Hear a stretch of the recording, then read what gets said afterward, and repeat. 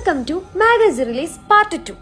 എന്നിട്ട് ബാക്കി പറഞ്ഞത് ഞാൻ അങ്ങനെ പിന്നെ അസ്നിയാക്ക് ലൈബ്രറി കയറേണ്ട ആവശ്യം ഉണ്ടായിരുന്നു. ഞാൻ നേരെ അവിടുത്തെ ഡിജിറ്റൽക്ക് കയറി. കഴിഞ്ഞ വീഡിയോയിൽ പറഞ്ഞത് ഓർമ്മല്ലേ, പുറത്ത് പെരും വെയിലാണ്, അതുകൊണ്ട് എന്താ ഇത് കുറച്ച് AC ഒന്ന് തണുക്കാകരുത്, അല്ലാണ്ട് സത്യമായിട്ട് പഠനാവശ്യത്തിന് കയറിയതല്ല. പിന്നല്ലേ എനിക്ക് വേറൊരു കാര്യം പറയാൻ നിങ്ങളോട്. എന്താ ഞാൻ പറഞ്ഞു, എല്ലാവരും എന്നെ പിരിയേറ്റി ഞാൻ എന്താക്കി യൂട്യൂബ് ചാനൽ. അപ്പൊ നിങ്ങളോട് പറയാനുള്ളത് എന്താ വെച്ചാല് എല്ലാവരും പോയി കണ്ട് സബ്സ്ക്രൈബ് ചെയ്യുക, ലൈക്ക് ചെയ്യുക.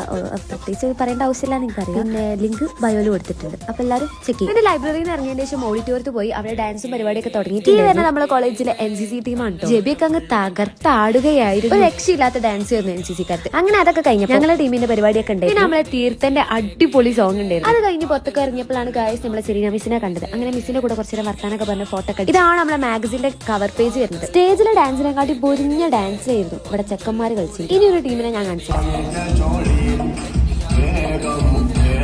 ചെക്കന്മാരെ ഓരോ വികൃതികൾ. പിന്നെ അത് കഴിഞ്ഞതിന് ശേഷം മലിക്കന്റെ ഒരു അടിപൊളി ഡാൻസും ഷാമിലാക്കാന്റെ പാട്ടും എല്ലാ പരിപാടിന്റെ ശേഷം ഞങ്ങൾക്ക് എല്ലാവർക്കും വേണ്ടിയിട്ടുള്ള സമയം അതന്നെ ചാടി കളിക്കാൻ. സിനിമാറ്റിക് ഡാൻസും ക്ലാസിക്കൽ ഡാൻസും നാടകവും മാർഗം കളിയും ഒരു മാർഗമില്ലാത്ത കളിയും ഒക്കെ ഇവിടെ ഉണ്ട്. കുറെ ആൾക്കാരെ വിചാരം ഇവിടെ ഡാൻസും പാട്ടും ഒന്നുമില്ല. അങ്ങനെ പറഞ്ഞവർക്ക് വേണ്ടി ഇതാ ഞങ്ങൾ സമർപ്പിക്കുക. കണ്ണ് തുറന്ന് കണ്ടു.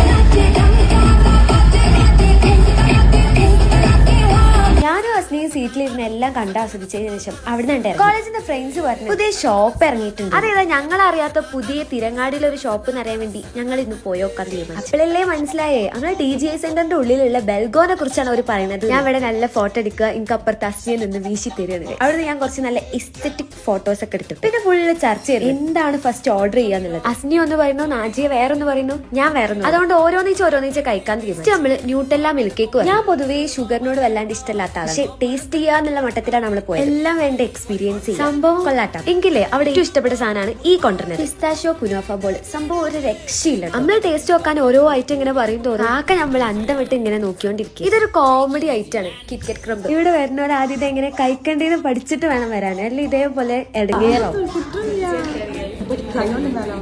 ഇപ്പൊ മനസ്സിലായില്ല ഞാൻ എന്തുകൊണ്ട് അങ്ങനെ പറഞ്ഞെന്നുള്ളത്. പിന്നെ നേരത്തെ കാക്ക എന്തിനാ അന്തം വിട്ടതെന്നേ ഞങ്ങൾക്ക് ലാസ്റ്റാ മനസ്സിലായി. മധുരം ഫുൾ അടിച്ച് കയറ്റിട്ട് ഫുൾ കിക്കായ അവസ്ഥ. അതുകൊണ്ട് ബാക്കി ഞങ്ങൾ പാർസൽ വാങ്ങിച്ചു. അതൊക്കെ കഴിഞ്ഞ് പിന്നെ നേരെ